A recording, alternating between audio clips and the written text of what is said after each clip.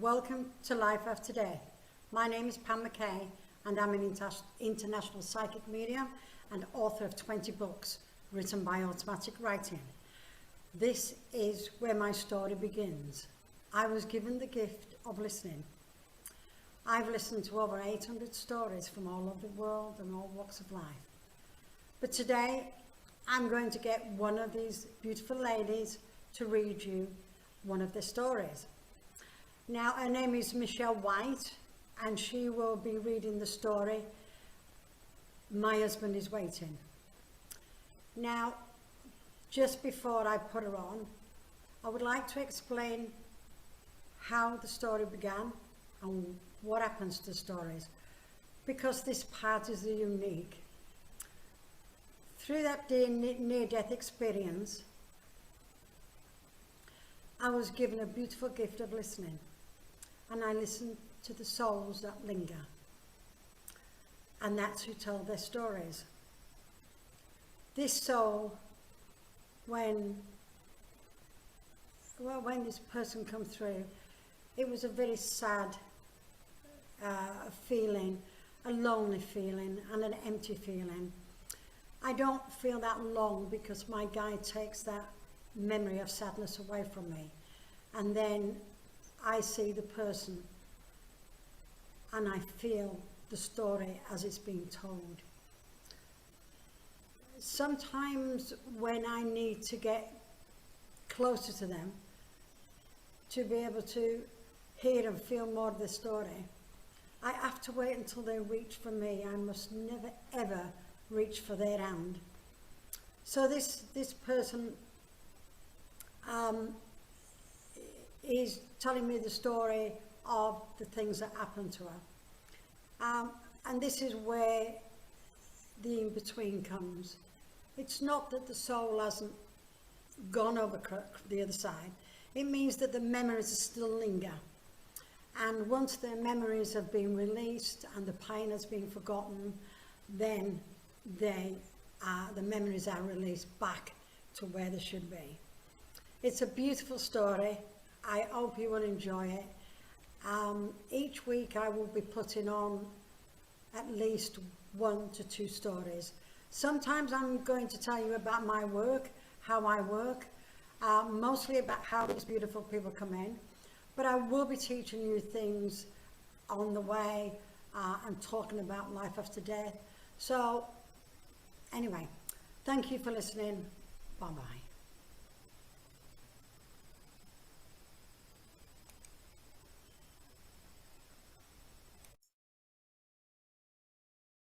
Hello, my name is Michelle White and I am here to read you a story. I am a storyteller and the story I'm reading today is called My Husband is Waiting. This story is from one of Pam's books and I hope you enjoy it.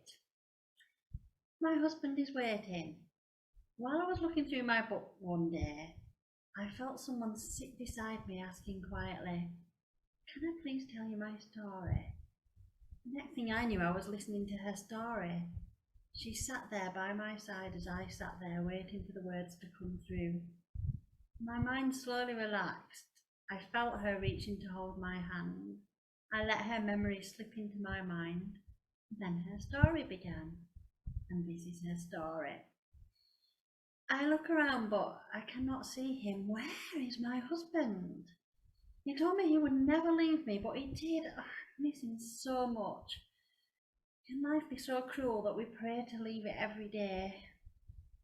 Sometimes things happen to us in our life, things that we cannot let go of or hold on to.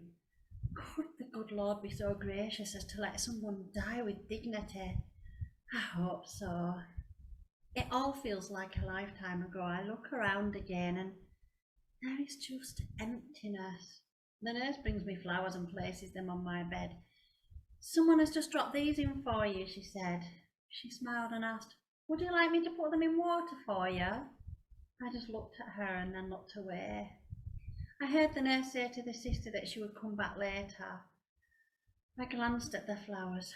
They were beautiful. They were primroses. My husband always gave me primroses. I remember him saying, "These are for the most beautiful girl in the world." I held my breath for a moment. It was as if he was there with me in the room. I looked around, but I could not see him. And once more I was lost in thought. How long do I have to go through this? God help me. I heard the nurse come in. I thought, is she going to take the flowers away? But she never saw the flowers.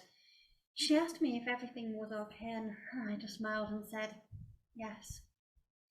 Did she see the flowers? She turned away, walking through the door. I looked towards the window, and there were my flowers in a vase. I looked back down on my bed and they were gone. How did they get up there and into a vase? I was smiling to myself for the first time, thinking, did my husband bring me these flowers? Reality took hold of me again. Could life be so cruel as to keep me here? I heard my daughter's voice asking the nurse, how is my mum today? The nurse answered, just the same. I knew the nurse was due to come and give me another injection to prolong my life. Do they call this living? I begged them day after day, please let me die with dignity. I have no thoughts of the future, only the memories of the past. Please, let me die. I asked the nurse to please stop. She looked at me saying, I'm sorry, I cannot. Another day was beginning. I prayed for death every day now. The pain does not get any better. It had been too long now. Please let me die. My daughter was here now. Once again, I had to wait for the sadness to leave her face. She tried so very hard to keep on smiling. Every day she sat down by my bedside. She'd been sitting here for the last 3 months. She had no life of her own anymore.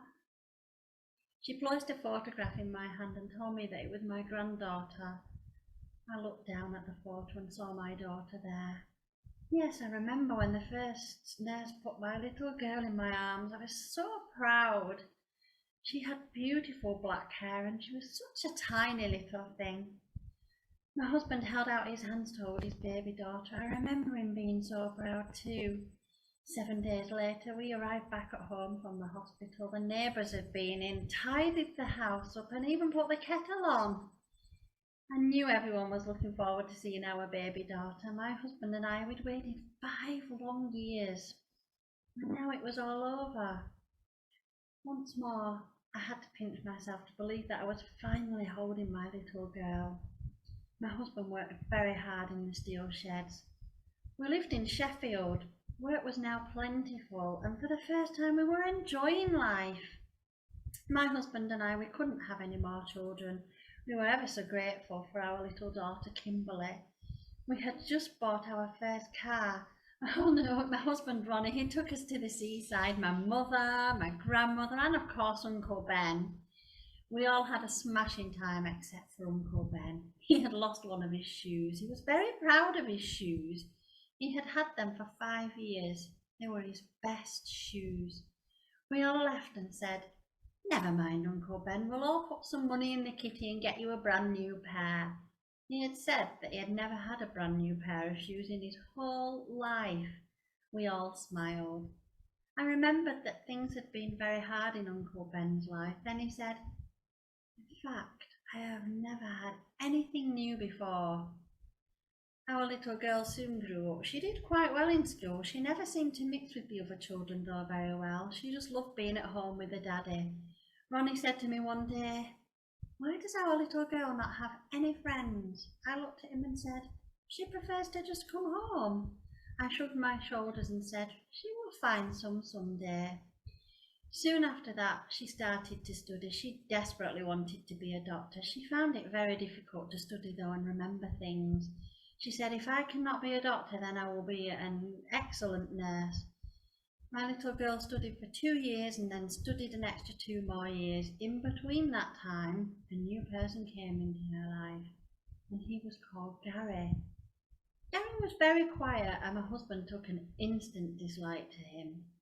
They were married in the spring, and my daughter looked so happy. 3 months later though, she came home with a black eye. I said, oh, whatever you do, do not let your father know. She quickly left before he came home from work, but I was worried all the time waiting for the phone to ring. Then one day my daughter screamed down the phone that Gary was trying to kill her. My husband went straight around to the flat.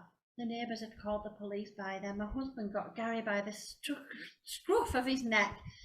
Then Gary turned around and stuck a knife in my husband's chest. My husband died in my arms. My daughter never forgave herself. Gary was taken into custody. He only got 4 years in prison and was released on good behaviour. My daughter and I moved away, and then one day she came and told me that she was pregnant. I just froze. Then I thought, oh, it was not the child's fault. I started to look forward to the birth. Once again, it was a beautiful little girl. I thought how proud my husband would have been as I held my granddaughter in my arms. Things were settling down. My daughter had found a job in the library and sworn never to go back to nursing. She told me one day that if she could not save her father's life, then she did not want to save anyone else's. It was very sad, but she had made up her mind. My granddaughter was turning 5 now. I looked after her for her while her mum was working. I loved the times that we spent together. And one day I started to cough and I couldn't stop. I fell to the floor. My daughter rushed me to the hospital. The doctor said he was so sorry. They found cancer in my left breast. I stopped breathing in shock. It took me 6 months to tell my daughter, but by that time I was too sick. So here I am, lying in my bed, and my daughter sitting by my bedside. She does everything for me that a daughter could do. She will not let me go. It's strange how things happen. Here I am holding my granddaughter's photo in one hand and my daughter's hand in the other. She's telling me how much she loves me, and whilst telling me what my daughter is doing today. As I look away, I can see my husband waiting, and I thought, is he waiting for me? He looked at me asking, yes. Are you ready? I said, oh yes, with all my heart, as I gently let go of my daughter's hand, and I reached out to hold my husband's hand.